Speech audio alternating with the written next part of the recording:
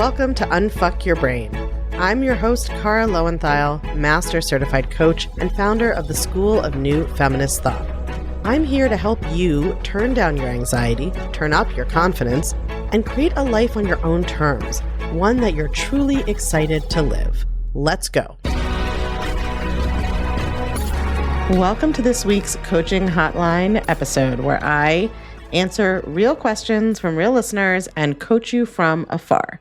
If you want to submit your question for consideration, go to unfuckyourbrain.com/coaching hotline, all one word, or text your email to +1 347 997 1784.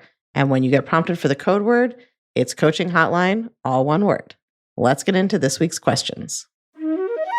So the first question is, since 95% of our thoughts are unconscious, how, besides meditation, which is long-term, does one access and change the programming that started at 7 or earlier?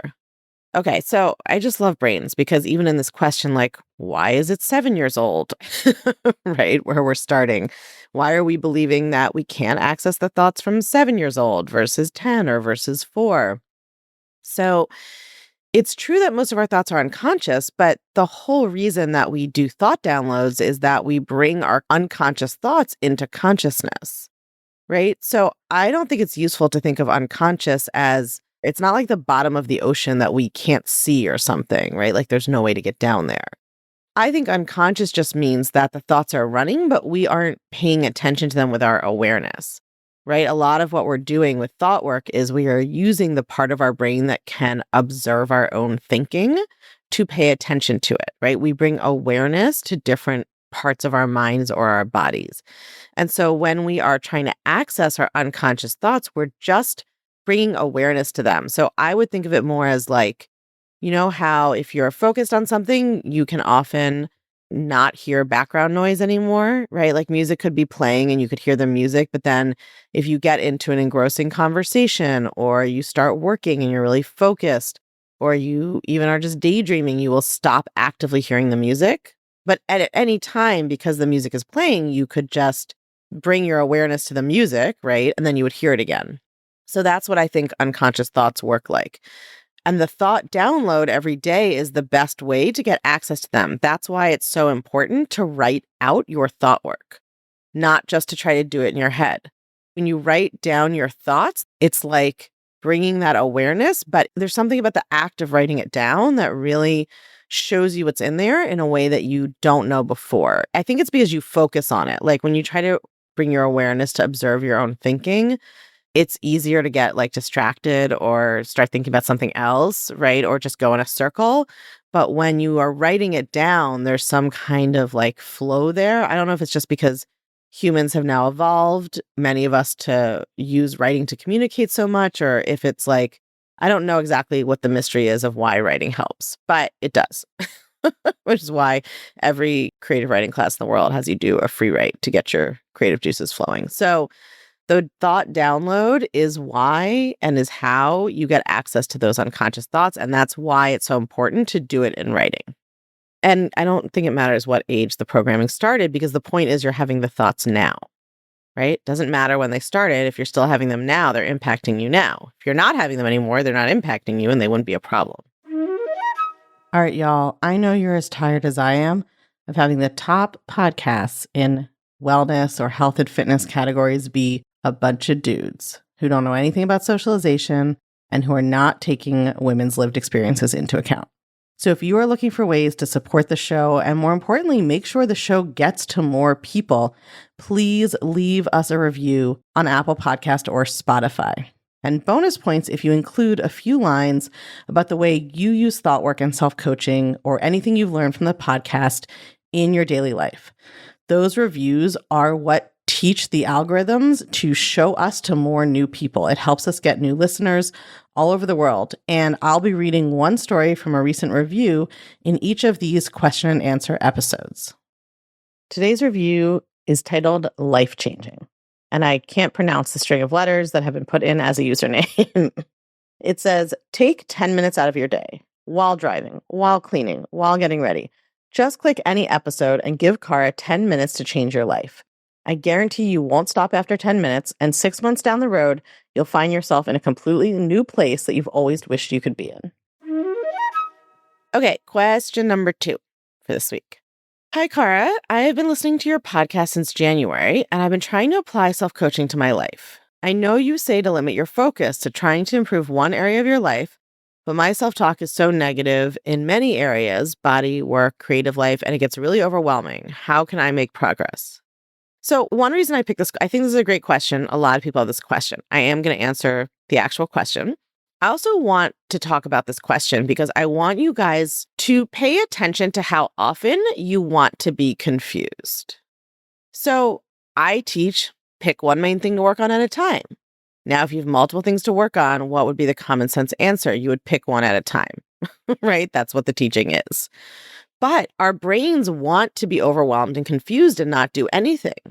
So we confuse ourselves. Right? When you guys think about being confused or overwhelmed, it's so important to understand nothing outside of you confuses or overwhelms you. You are the only one confusing or overwhelming yourself.